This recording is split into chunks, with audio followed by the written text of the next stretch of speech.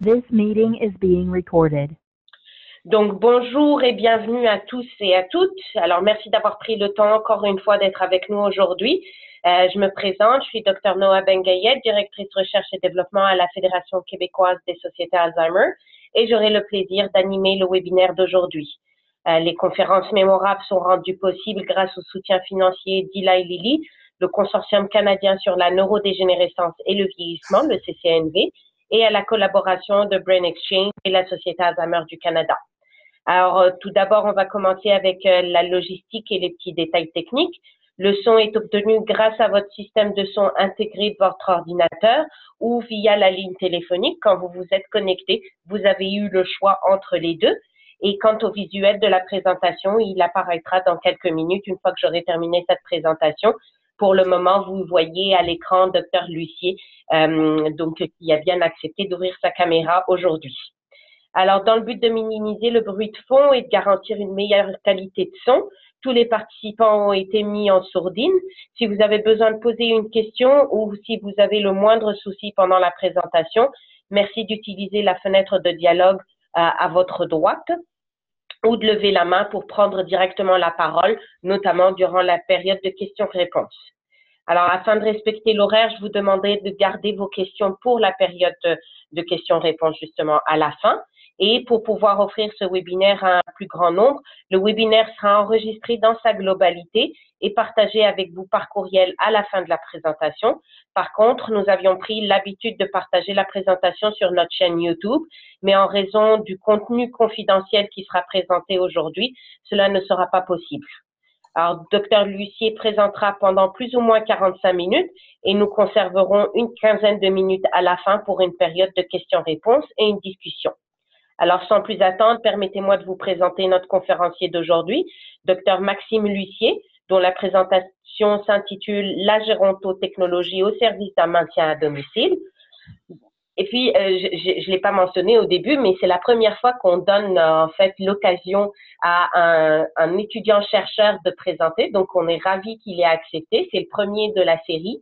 Il y en aura un deuxième durant la série de webinaires. Et donc, c'est une expérience qu'on essaye avec Dr Lucier aujourd'hui. Puis, j'espère que on donnera également l'opportunité à d'autres étudiants-chercheurs de se présenter durant les conférences mémorables. Alors, Dr Maxime Lucier a complété son doctorat en neuropsychologie à l'Université du Québec à Montréal. Ses principaux intérêts de recherche sont reliés à la plasticité cognitive, les gérontotechnologies, l'entraînement cognitif et les facteurs pouvant moduler le vieillissement cognitif normal. Plus spécifiquement, il s'intéresse aux environnements intelligents, aux facteurs qui favorisent le transfert des bénéfices découlant d'un entraînement cognitif. Dr Lucier complète actuellement un postdoctorat en sciences de la réadaptation à l'Université de Montréal sous la direction du Dr Nathalie Billère. Alors, merci beaucoup, Dr Lucier, d'avoir accepté notre invitation. La parole est à vous. Merci beaucoup. Ça fait plaisir. Donc, effectivement, je vais tenter tant bien que mal de maintenir ma présentation dans 45 minutes puis vous laisser le temps pour les questions à la fin. Et puis, j'ai aussi essayé, dans le fond, que la présentation soit, je l'espère, aussi intéressante pour les cliniciens que pour les proches aidants. Je vais vous partager mon écran à l'instant. Et voilà. Donc, vous devriez maintenant, si je ne m'abuse, attendez. Donc, est-ce que vous voyez mon écran en ce moment? Oui, c'est bon. Si vous pouviez juste, en fait, le mettre en mode diapo. Oui, oui, oui, oui. Attendez. Hop. Je vais mettre de l'autre côté. Petit. Setting. Et voilà. Et voilà. Parfait. Merci. Bon, fantastique. Donc, je vais juste bouger cette petite chose-là ici. Génial. Donc, pour cette présentation, je vais d'abord parler des considérations pour assurer l'intégration et l'adhésion des technologies. Donc, je pense que c'est vraiment l'aspect, à vrai dire, que je veux vous parler en premier parce que ensuite, je vais parler de différentes technologies existantes qui sont accessibles sur les rayons, peuvent être utiles pour les aînés, les proches aidants, les cliniciens afin de faciliter le maintien à domicile. Et finalement, à la fin de la présentation, Je vais vraiment présenter une des recherches qu'on fait en ce moment sur les maisons intelligentes menées au sein de CIUS pour vous donner une idée là, de ce qui s'en vient en fait. Mais en premier lieu, hop, et voilà. Je voulais tout particulièrement me concentrer sur les déterminants qui favorisent l'adoption de technologies. Parce qu'on pourrait parler honnêtement toute la journée de multitudes de technologies qui existent. Il y en a trop pour les nommer. Elles sont constamment changeantes. Il y en a des nouvelles, il y en a certaines qui sont plus soutenues, qui sont maintenant désuètes. Et qui que vous soyez, vous avez des cas très différents. Vous avez des gens proches de vous qui ont qui ont eu des vies très différentes, qui ont aussi des étiologies, des troubles peut-être cognitifs, peut-être moteurs très différents. Donc, la technologie qui fonctionne pour tous n'existe pas. Et dans cette optique-là, je voulais vraiment d'abord vous présenter comme c'est quoi les déterminants qui font qu'on peut réussir l'intégration de technologie auprès d'une personne âgée. Et finalement, plutôt vous apprendre à pêcher que vous montrer des poissons. D'un point de vue, c'est assez difficile finalement d'avoir une adoption de technologie réussie. Vous voyez ici, il y a 10 facteurs. Je vais les voir un par un. Et juste pour vous dire, non seulement il y en a 10, mais le mieux, c'est pas d'en avoir la majorité, c'est souvent de les avoir tous. Parce qu'il suffit qu'un de ces facteurs-là ne fonctionne pas. Par exemple, que la personne ait des craintes vis-à-vis de la technologie, une certaine technophobie, ou que ce soit trop cher, ou que ce soit trop difficile à implémenter, et on a un échec de l'adoption de la technologie. Donc, c'est vraiment, il faut considérer tous ces points-là dans leur entièreté. Je commence par le premier, la valeur ajoutée perçue, et je mets l'accent sur perçu. Et là, ça, c'est le travail souvent, soit du clinicien ou du proche aidant, de faire valoir à la personne qu'est-ce que cette fameuse technologie-là apporte. La technologie est peut-être fantastique, mais si vous n'êtes pas capable de l'exprimer dans des mots que la personne peut comprendre et vraiment lui parler de son quotidien, de ce que ça va changer dans son quotidien, alors comment est-ce que la personne peut être motivée finalement à changer son quotidien et à intégrer cette technologie-là? Donc, ça doit être utile pour eux, ça doit leur offrir des avantages clairs à leur mode de vie actuel. Et là, encore une fois, je mets l'accent sur leur mode de vie parce que on a eu, par exemple, un projet où est-ce que les cliniciens nous faisaient part d'une difficulté qu'ils ont au quotidien, c'est le rappel de rendez-vous. Souvent, ils vont faire une visite chez les gens, mais les gens oubliés ne sont pas chez eux, ou encore, ils les attendent au CLSC puis les gens ne viennent pas parce qu'ils ont oublié le rendez-vous. Et donc là, ils nous demandaient, bien, on aimerait ça avoir un agenda, que les personnes âgées aient un agenda électronique qui permettrait de faire du rappel de rendez-vous. Ça éviterait qu'on les appelle 25 fois puis que finalement, on arrive qu'ils ne soient pas là.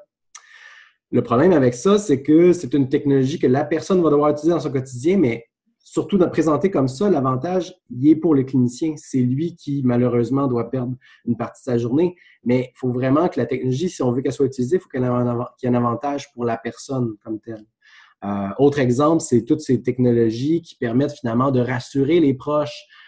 C'est la personne qui, chaque matin, doit porter un collier, mais l'avantage, c'est pas pour elle, c'est pour que les gens... Ben oui, effectivement, c'est pour elle s'il arrive quelque chose, mais souvent au quotidien, tant qu'il n'y a rien arrivé, c'est les proches qui sont rassurés que la personne le porte.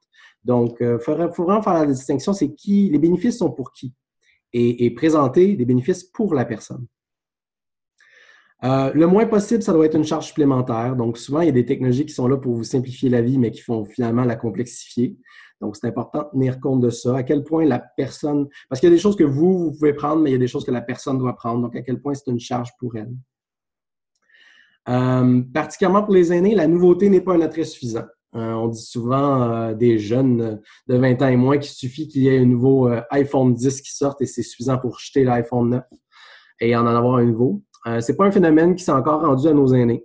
Donc, souvent, je prends encore l'exemple du calendrier intelligent. S'ils ont un calendrier papier qui fonctionne bien, le fait de savoir qu'il y en a un tactile avec reconnaissance vocale qui existe n'est pas suffisant pour les motiver à l'utiliser. Il faut vraiment présenter des avantages dans leur vie. Et dernier point, c'est quand même pas évident d'évaluer la valeur d'une technologie parce que il y a plein de choses qui sont en vente libre avec des promesses incroyables, mais souvent il y a peu de données probantes, pas d'études rigoureuses. Les technologies ont été faites par des techniciens qui n'ont pas consulté des aînés, donc des fois c'est beaucoup plus compliqué finalement quand on essaie de l'utiliser dans un contexte réel. Donc c'est pas nécessairement facile d'évaluer la valeur d'une technologie. Le deuxième point, c'est l'utilisabilité. J'en ai déjà glissé un mot, donc minimiser l'interférence avec le mode de vie actuel. Et là, pour vous donner un exemple, ça peut être plein de choses. Je reviens encore avec cet exemple-là juste parce que c'est simple. L'exemple du calendrier intelligent sur un écran tactile, par exemple. Si la personne a son calendrier papier dans la cuisine, mais que vous installez un écran, et donc à cause de ça, ça doit être installé dans le bureau. Si, dans le quotidien de la personne, elle le consultait alors qu'elle prenait son déjeuner dans la cuisine puis que vous changez de pièce, vous avez peut-être l'impression que c'est très minimal puis que c'est juste un changement d'habitude, mais ça peut être assez pour que la technologie ne soit pas utilisée juste parce qu'elle n'est pas dans la pièce habituelle. Surtout avec des gens qui peuvent avoir des pertes cognitives. Donc, vraiment, tenter de changer la routine comme ça, c'est pas toujours facile. Donc, on se tire dans le pied en faisant ça. Il faut vraiment essayer d'être le plus, je dirais, en symbiose avec les habitudes de la personne et juste lui intégrer des petites choses qui se marient bien finalement avec cette routine-là. Donc ça, c'est très important. Et que ce soit pour des aînés avec ou sans troubles cognitifs, on préfère les technologies qui sont user-friendly, permettez-moi l'anglicisme. Et c'est pas quelque chose de facile, surtout traditionnellement, parce que les technologies, en majorité, si vous êtes entré dans une boîte d'informatique, ce sont des gens âgés de 40 ans et moins qui designent les technologies en pensant à leur vie, à leurs conditions. Et à cause de ça, ça fait qu'il y a plein de technologies qui ne sont pas adaptées pour les personnes âgées, pour les personnes avec des troubles moteurs, sensoriels ou cognitifs. Heureusement, il y a une nouvelle tendance qui s'appelle Design for the Extreme, donc designer pour les extrêmes, qui va aider beaucoup notre vie à tous parce que dans le fond, ce qui se passe, c'est que maintenant, là, presque tout le monde est rendu sur Internet et les compagnies veulent, c'est toujours mercantile, mais veulent vendre au la plus grande population possible. Donc, il y a de plus en plus de cet intérêt que quoi qu'on fasse, on le fasse, puis que les gens aveugles, les gens sourds, les personnes âgées, les jeunes, tout le monde puisse s'en servir. Et ça fait finalement qu'on va vers une ère de technologie qui va être beaucoup plus accessible qu'elle était à l'origine. On l'espère. Et quelques conseils en vrac. Pour juger si une technologie, surtout liée à l'ordinateur, est accessible pour les personnes âgées, on pense toujours à la grosseur du texte, le plus de contraste possible, éviter les couleurs pâles, éviter le bleu sur blanc. Pour le contrôle moteur, on privilégie l'écran tactile. Ça a vraiment augmenté l'accessibilité, l'écran tactile, parce qu'avant ça, on avait le clavier et la souris. Et pour les gens qui n'étaient pas déjà aguerris avec ça, c'était vraiment un bloquant important, alors que l'écran tactile est beaucoup plus spontanément utilisé. Mais encore, avec l'écran tactile, il y a des choses qu'on peut faire. On peut désactiver les gestuels. Souvent, il y a des gestuels avec 2 doigts, 3 doigts, et une personne va avoir tendance à accrocher avec ses doigts. Donc, la tablette va faire des choses folles qui ne sont pas prévues. Donc, on peut désactiver ces choses-là puis rendre l'expérience beaucoup plus uniforme. Les double-clics, on peut ajuster la longueur dépendamment de la motricité fine de la personne. Même les gens qui ont un certain Parkinson, on peut s'assurer que les petites oscillations ne sont pas détectées comme un clic. Donc, il y a plein d'opportunités qui sont faites au niveau des écrans tactiles à ce niveau-là. Et considérer la mémoire à l'attention. Donc, garder une interface simple, faire des rappels, attirer l'attention au bon endroit. Éviter, c'est encore un aspect positif de la tablette, c'est que la tablette, souvent, il y a juste un focus, il y a une fenêtre. Souvent, sur l'ordinateur, on a 4-5 fenêtres ouvertes en même temps, ce qui peut être plus difficile. Mais de fait intéressant, designer pour les aînés, c'est pas juste des défis, il y a aussi des choses qui sont plus faciles avec les aînés. On a su, par exemple, que les aînés sont plus tolérants à voir du texte, par exemple, sur un site web. Donc, souvent, les jeunes, il va falloir qu'il y ait juste quelques images, quelques boutons, le moins de texte possible, mais les aînés sont prêts à prendre le temps de lire un paragraphe s'il y en a un. Donc, ça, c'est intéressant quand on design des sites web pour les aînés. Ça nous permet de mettre plus d'informations, peut-être. Les points 3 et 4, abordables et accessibles, c'est bien simple, je vais passer rapidement, mais évidemment, souvent, on travaille avec des populations qui ont des revenus modiques. Donc, si la technologie est trop chère parce qu'elle est trop récente, c'est pas accessible. Surtout des technologies spécialisées. Et l'accessibilité, aussi, c'est de savoir que ça existe. Il y a des choses qui existent, mais qu'on n'est pas au courant dans le public. Donc, comment on peut l'avoir? Il faut que ce soit en vente libre et il faut que ce soit accessible en français aussi. Donc, ça, ce sont des trucs très simples de base. Au niveau du support technique, il faut vraiment considérer le support technique que ça représente d'intégrer une technologie chez quelqu'un. Et là, je mets vraiment l'accent. Souvent, le seul point auquel on pense, c'est l'installation. Donc, je vais y aller, je vais prendre mon temps, je vais installer cette technologie-là. Mais l'installation, c'est juste une partie du problème. Un autre point qui arrive avant, c'est le magasinage. Et ça, vraiment, on le remarque de plus en plus là, dans nos études. Plusieurs personnes ont besoin, en fait, qu'on les aide à tout simplement à trouver la technologie qu'ils ont besoin parce que c'est difficile de trouver les mots-clés, c'est difficile de trouver les moteurs de recherche pour trouver une technologie. C'est difficile de les comparer. Il y a une terminologie, des textes qui sont assez ardus. Donc, souvent, puis là, c'est vraiment pas juste pour des gens avec troubles cognitifs, pour tout le monde, d'aider ou vraiment au magasinage de la technologie, c'est essentiel et c'est un service qui est très apprécié. Ensuite, bon, finalement, oui, effectivement, il y a l'installation. Ensuite, la phase d'apprentissage, parce qu'on ne peut pas juste installer la technologie puis s'en aller. Ça, c'est vraiment souvent le problème qu'on voit dans des projets ou dans des initiatives personnelles.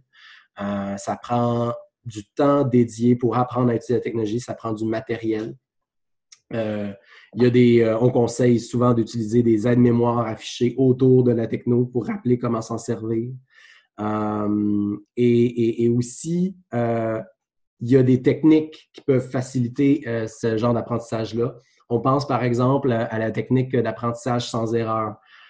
Donc, l'idée derrière cette approche-là, c'est que plutôt que de laisser la personne essayer par elle-même, puis par essai-erreur, finir par réussir, ce qui est comment beaucoup de gens finalement approchent une technologie.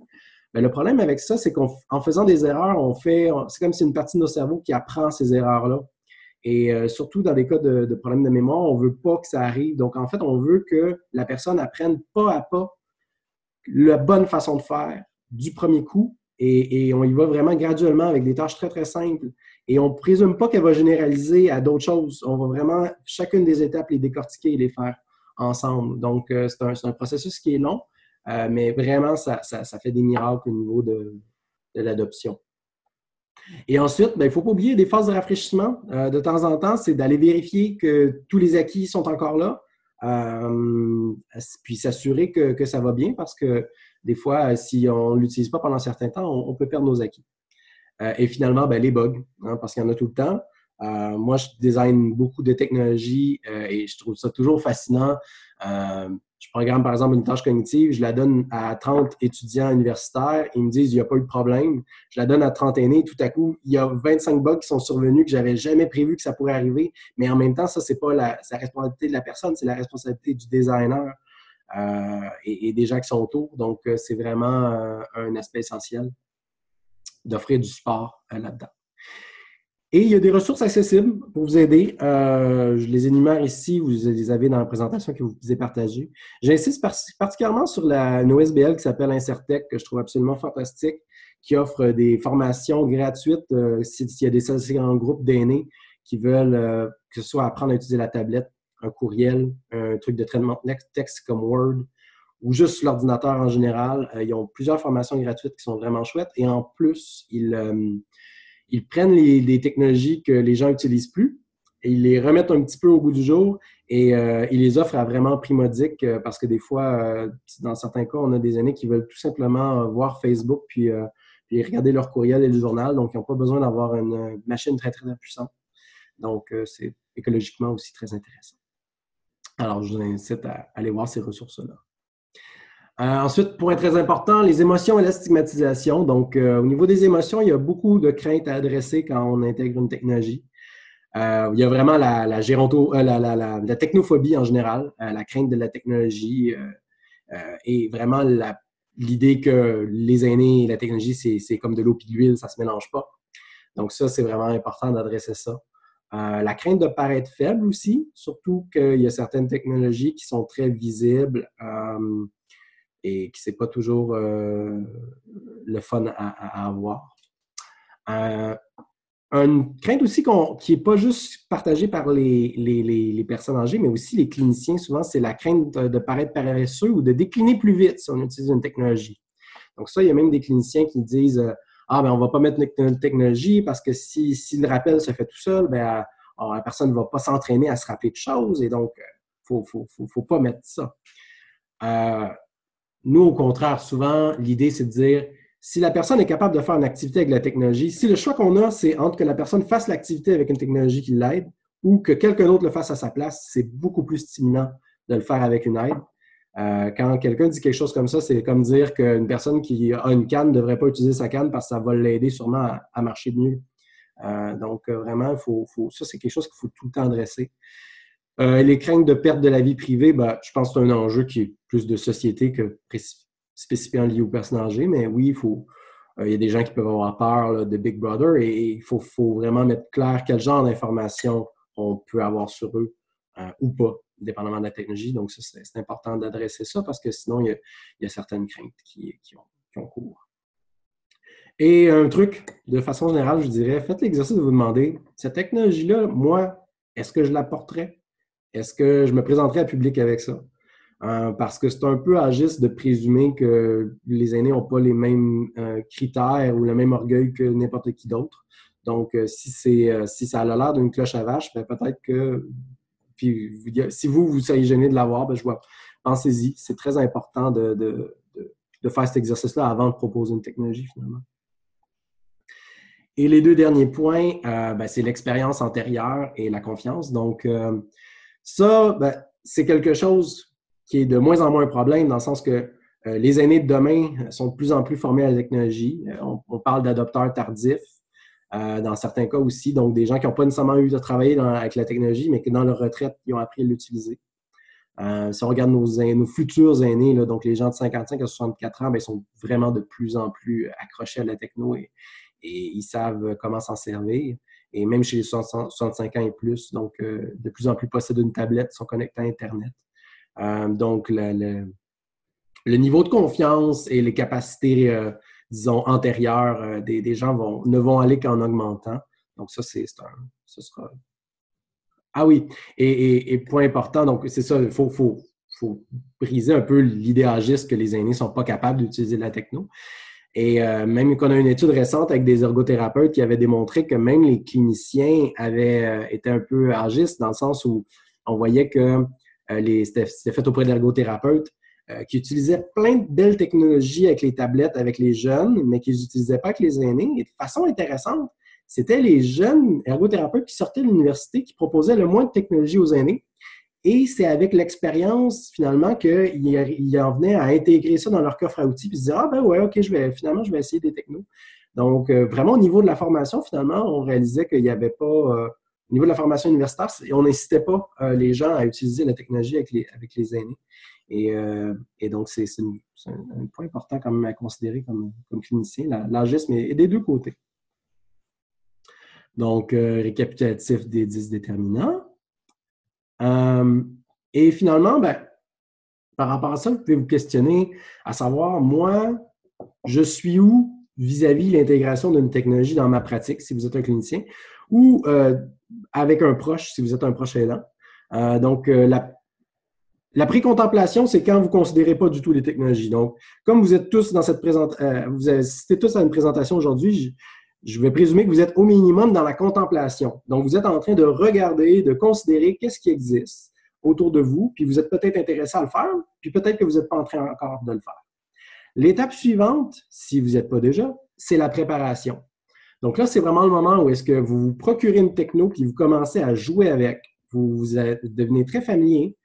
Vous commencez à vous faire peut-être même du matériel, c'est-à-dire un petit tutoriel, des aides-mémoires, une espèce d'ordre du jour de comment vous allez l'intégrer. Donc ça, c'est vraiment, vous n'avez pas encore intégré la technologie chez la personne. Vous êtes vraiment juste dans votre bureau ou chez vous en train de jouer avec et d'être sûr que vous la maîtrisez avant de l'amener chez la personne. Finalement, dans l'action, vous allez l'amener chez la personne.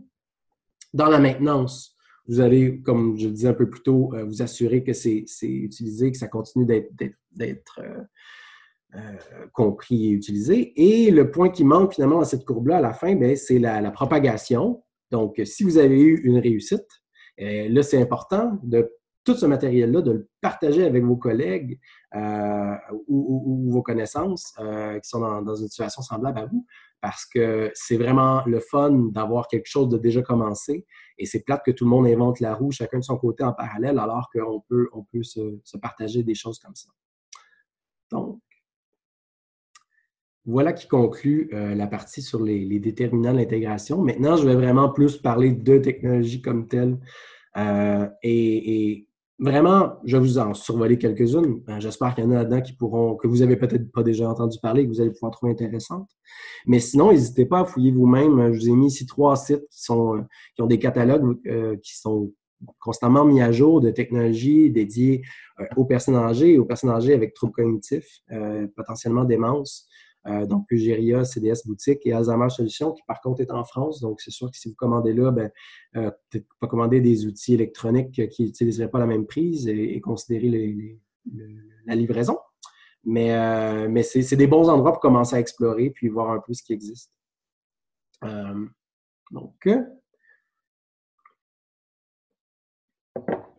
Brièvement, je vais vraiment faire un survol. Au niveau des communications, il existe des téléphones, particulièrement j'aime la compagnie Doro qui fait des téléphones qui sont très robustes, mais aussi très simplifiés. Les boutons sont plus gros, l'interface est plus grosse. Les boutons ne sont pas invisibles quand ils ne sont pas utilisés. Hein. C'est une nouvelle mode. Souvent, les nouveaux cellulaires, c'est tout un écran et finalement, il n'y a jamais de boutons qui sont tout le temps là. Donc, eux gardent certains boutons tout le temps en présence. Ils ont aussi même le bon vieux flip phone. Si vous avez une personne qui a aimé ça, qui est encore habituée à ça, vous n'êtes pas obligé de migrer là, vers la tablette, vers l'écran tactile. Il y a les assistants Google Home et Alexa, j'ai dit Alexa, mais c'est Alexa, qui peuvent être intéressants aussi, surtout pour leur reconnaissance vocale, parce que des fois, ça peut être difficile de naviguer dans l'écran, mais avec un bon outil de reconnaissance vocale, vous pouvez dire « Je cherche un restaurant dans telle région » ou « Combien, qu'est-ce qu'il va faire demain? Quand est-ce que le Canadien joue? » Et les réponses vont arriver comme ça, donc ça peut être beaucoup plus facile, surtout pour les gens qui ont des troubles moteurs, mais même pour les gens qui ont des troubles cognitifs. L'interaction verbale, si la reconnaissance verbale est là, est bonne. Et je tiens à dire que ces deux interfaces-là ont intégré maintenant l'accent québécois, qui n'était pas intégré avant, et bon, ça facilite beaucoup les choses. Bien que l'anglais est encore un petit peu plus poussé que l'accent québécois. Les bloqueurs de publicité, vraiment, là, ça, c'est pas banal, et moi, je l'ai même fait avec mes parents. Il y a beaucoup d'informations superflues qui arrivent sur les pages web à cause des publicités, et ça empêche une navigation simple parce qu'il y a des choses qui ne sont pas prioritaires qui attirent votre attention, et ça peut être réglé aussi simplement qu'en mettant un bloqueur de publicité. Et donc là, on se retrouve vraiment avec l'information essentielle qu'on est venu chercher. Donc, vraiment, pour le surfing sur Internet, c'est un outil très utile. Au niveau de la santé, il y a des tonnes et des tonnes de piliers électroniques, certains qui sont remplis par la personne, certains qui sont remplis par le proche aidant une fois par semaine, certains qui sont remplis par les pharmacies. Il y a beaucoup de pharmacies qui offrent un service maintenant, c'est comme un petit calendrier de l'Avent, ils mettent les pilules aux bonnes places et si vous ouvrez la mauvaise porte le mauvais jour, ça va se mettre à crier. Et donc, on peut suivre comme ça la prise de médication. Il y a certaines applications qui le font aussi, qui peuvent même faire des petits rappels. Donc, ça, vraiment, c'est assez bien intégré. Et vous allez voir, il y a même des nouvelles technologies qui s'en viennent. Je ne peux pas en parler parce que c'est des prototypes, mais vraiment des prototypes qui vont distribuer la pilule au bon moment et que si la personne ne la prend pas, la pilule va être mise de côté. Donc, ça, c'est intéressant parce que souvent, ce que les gens font, c'est « Hop, j'en ai manqué une, je vais en prendre 2 d'affilée », ce qui, pour certains médicaments, n'est pas une bonne chose. Donc, cette machine-là va garder les médicaments de côté. Encore au niveau de la santé, ça peut être intéressant. Il y a des montres intelligentes qui permettent de savoir si la personne est active, la quantité de pas fait par jour, sa pression artérielle, donc s'il y a des problèmes de cœur. Mais si vraiment vous avez un aîné qui est un athlète qui continue à marcher tous les jours, puis à faire même un peu de jogging, par exemple, il existe une camisole conçue au Québec qui s'appelle Exoskin, qui est quand même assez cher, mais justement, ils sont en train de développer un prototype un peu plus grand public. Disons que pour l'instant, c'est vraiment pour les athlètes qui auraient le goût de vérifier, d'être sûrs qu'ils font leur sport et que leur santé n'est pas mise en danger. Ils ont même envoyé récemment là, cette camisole-là dans l'espace avec la NASA. Donc, petite technologie ici développée au Québec. Il y a une application qui s'appelle Sleep Score qu'on peut installer sur un cellulaire pour savoir si la personne fait de l'apnée du sommeil. C'est un dépistage, bien sûr. Il va falloir des évaluations beaucoup plus profondes, mais grosso modo, on laisse le cellulaire à côté de l'oreiller ou en dessous de l'oreiller, je suis plus sûr. Puis l'app va pouvoir détecter par le bruit si le ronflement, s'il y a trop de ronflement, si la personne arrête de respirer, s'il y a du grincement dedans. Donc, il y a plein de petites applications comme ça qui se développent. Pour la préparation des repas, Il y a différents outils comme SafeCook ou CookStop qu'on peut installer sur la cuisinière. Et dans le fond, ce que ça fait, c'est que la personne, quand elle va vouloir cuisiner, il va juste se rajouter une étape de plus. Elle va devoir dire, ben, je cuisine pour 45 minutes. Et donc, la cuisinière va être ouverte pour 45 minutes, puis après 45 minutes, elle va se fermer. Donc, ça permet que si elle est oubliée, la cuisinière va finir par s'éteindre. Et donc, c'est un petit filet de sécurité qui est très intéressant. Pas sous-estimer l'épicerie en ligne, c'est une technologie bien bête, mais je connais beaucoup de personnes âgées qui continuent de vivre à domicile et de se faire livrer leur épicerie comme ça.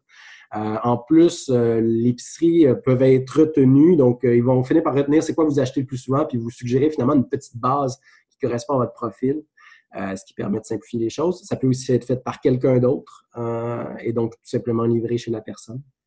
Et le frigo à domicile, le frigo intelligent, ça, c'est pas encore tout à fait sur les marchés. Ben, ça existe sur les marchés, mais c'est un prix de fou, mais ça s'en vient. Donc, ce sont des frigos qui ont des caméras à l'intérieur.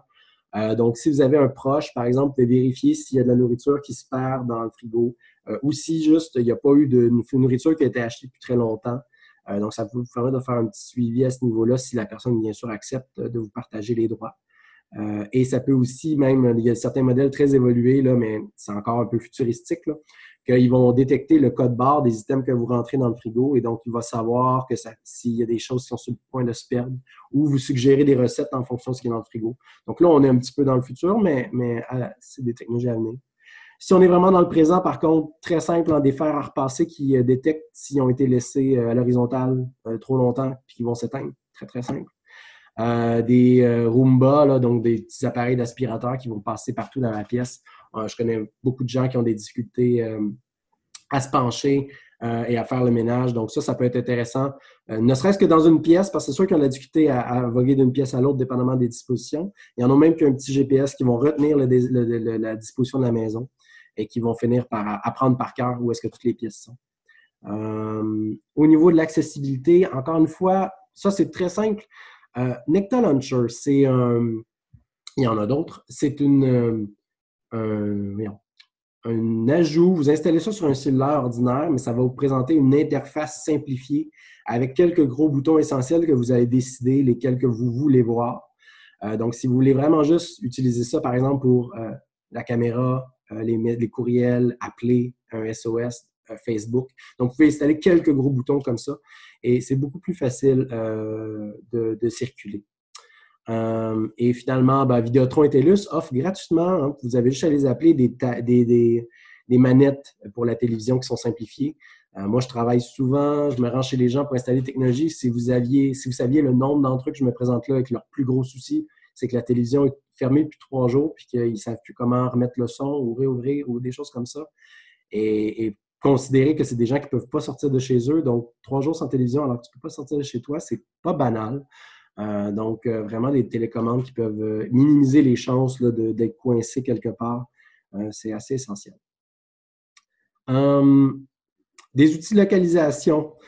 Là, c'est sûr qu'il y a des aspects, d'une part, éthiques, mais si vous avez quelqu'un qui peut faire de l'errance, ça peut potentiellement devenir essentiel. Donc, le problème, c'est que par exemple, il existe des téléphones, on peut tout simplement mettre une app et retrouver le téléphone où ce qu'il est, mais est-ce que la personne va traîner son téléphone? Même chose avec les bracelets et les médaillons, on le sait, il y en existe plusieurs. Il y a d'ailleurs un site web, c'est l'association Alzheimer finalement, qui a fait un comparatif au niveau des prix et tout ça. C'est super bien détaillé, je vous invite à le visiter.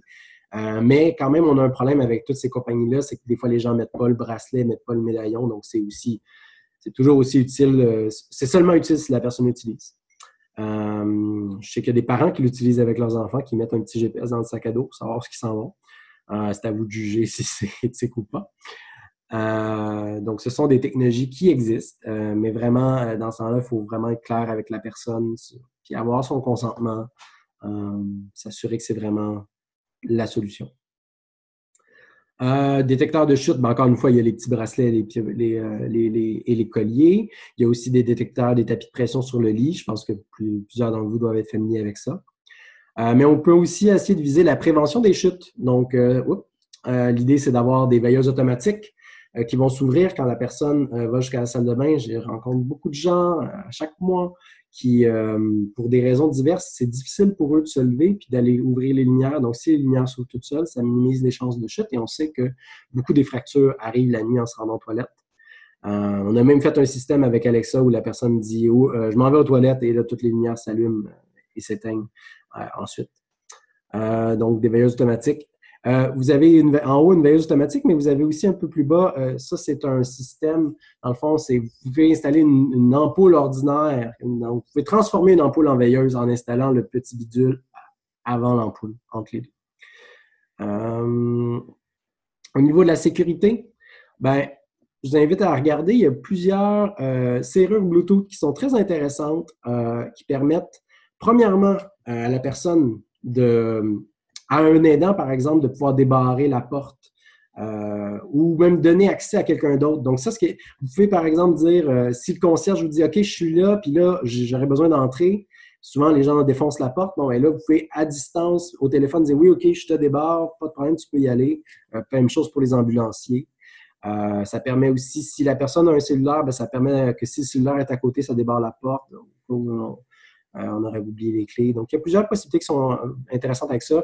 J'ai une personne avec mobilité réduite, pas de problème cognitif, qui a un cellulaire ou une tablette, qui ne peut pas se lever pour aller vérifier ce qui est à la porte, mais il y a une petite caméra intégrée là-dedans. Donc, elle regarde sur la tablette c'est qui, puis elle décide si elle ouvre ou pas. Donc, possibilité intéressante. Et finalement, les détecteurs d'inondation, ben ça, il y en a premièrement en vente chez Rona qui vont tout simplement émettre un cri quand il y a de l'eau, très, très simple, pas très cher. Le problème, c'est que c'est déjà arrivé dans le passé qu'il y a des gens avec troubles cognitifs qui ignoraient l'alarme. Donc là, dans ce cas-là, il y en a des un peu plus évolués que vous pouvez regarder qui vont envoyer un texto. Par exemple, ce modèle de Honeywell va envoyer un message texto à une personne désignée, que ce soit le concierge ou un proche aidant, s'il y a une fuite détectée. Ou des modèles encore plus avancés qui vont être connectés à votre cellulaire, là, vous allez vraiment avoir une app. Et finalement, je ne sais pas s'il y a quelqu'un dans la salle qui possède une résidence entière de personnes âgées, bien, si vous avez un immeuble dans lequel il y a beaucoup de personnes âgées, il y a une compagnie comme Ubios qui offre un système qui est généralisé sur l'appartement en entier et donc qui va vraiment sécuriser et diminuer le risque de fuite d'eau. Et vous pouvez obtenir des réductions au niveau des assurances si vous installez ça. Finalement, dernier truc que je veux vous parler sur les rayons, ben, c'est les jeux sérieux, parce qu'on en parle souvent. Donc, les jeux, qu'est-ce qu'un jeu sérieux? Finalement, c'est un jeu qui ne vise pas tout simplement à vous amuser. C'est un jeu qui veut soit promouvoir la science, l'éducation, la santé ou l'efficacité au travail. Ça a été créé dans le contexte à l'époque militaire et pour les pilotes. Donc, on voulait beaucoup entraîner les militaires à avoir un temps de réaction meilleur ou, par exemple, quelqu'un qui était dans un sous-marin à détecter un radar, à avoir une concentration augmentée, des pilotes à gérer des situations complexes. Et avec le vieillissement de la population, il s'est venu toute cette vague-là de logiciels d'entraînement cognitif qui, des fois, vont se vanter de régénérer les neurones et faire plein de choses comme ça. Il y a eu des poursuites judiciaires pour fausse publicité. Mais ça existe, c'est intéressant. Il y a des choses comme BrainAge, Happy Neuron, Luminosity, NeuroRacer, Brain Trainer aussi qui existent, qui sont différents services qui sont tous payants, souvent avec des abonnements par mois qui offrent différents exercices que la personne peut faire. C'est pas mauvais, c'est pas toujours appuyé par une tonne d'études, mais clairement, si vous avez, faut que vous voyez la personne que vous avez, que vous voulez aider ou la personne que vous voulez conseiller. Moi, je trouve ça particulièrement intéressant pour les gens qui sont très compétitifs. Si vous avez un ancien marathonien ou quelqu'un qui aime vraiment se dépasser, parce que souvent ça, c'est battre sa propre statistique, puis avoir un meilleur score. Donc, si vous avez ce genre de personnalité-là, ça peut être intéressant. Sinon, moi, je prône souvent le jeu pour le jeu. Donc, d'essayer de trouver des jeux que les gens aiment, mais qui ont un petit aspect stimulant. Et il y en a plein, vous pouvez regarder. Des fois, c'est des jeux que tout le monde joue. Puis ce que je vous dirais, c'est d'essayer de trouver autant des jeux de vitesse que de langage que de réflexion. Okay? Donc, souvent, moi, ce que je remarque, c'est que les aînés vont avoir tendance à aller plus vers les jeux de réflexion, les jeux qui n'ont pas de presse, qui peuvent prendre le temps de réfléchir. Mais c'est bon d'avoir de temps en temps un petit jeu de vitesse où est-ce qu'il faut vraiment juste appuyer le plus vite possible. Et les jeux de langage, ça va souvent, sont souvent d'ailleurs proposés aux aînés. Donc, pas le sudoku, c'est pas un jeu de langage, mais les mots croisés, les bubbles, des choses de ce genre. Donc, puis l'avantage de ces jeux-là, c'est que souvent, ils sont beaucoup moins chers. Et comme ils sont très ludiques, ben les gens vont continuer d'y adhérer, même quand vous allez pas le forcer, même naturellement. Et c'est souvent ça le problème avec les entraînements cognitifs, c'est que les gens les font tant qu'on les pousse, mais dès qu'on arrête, ils vont arrêter aussi. Donc,